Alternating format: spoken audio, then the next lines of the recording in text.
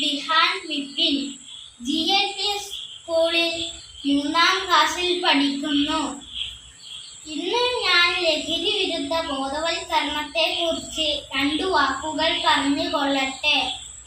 മദ്യം വിഷം എന്നു പറഞ്ഞതുപോലെ ബീഡി, സിഗരറ്റ്, കഞ്ചാവ് എന്നിവയും വിഷം തന്നെയാണ്. ഇത് ഉപയോഗിക്കുന്ന ഏതൊരു വ്യക്തിയും ദീർഘനാൾ ജീവിച്ചിരിക്കില്ല. അവരുടെ മരണം അവർ സ്വയം തീരുമാനിക്കുന്നു. മാതാപിതാക്കൾ വളർത്തി വലുതാക്കുന്ന മക്കൾ അവർ നാശത്തിലേക്ക് പോകുന്നു. ഈ ലഹരി മാഫിയകളെ ഉന്മൂലനം ചെയ്യണം.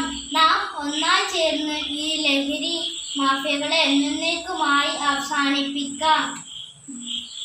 ഞങ്ങളുടെ സഹോദരി സഹോദരന്മാർ ഈ ലഹരി പദാർത്ഥങ്ങളിൽ നിന്നും മുക്തരാകട്ടെ.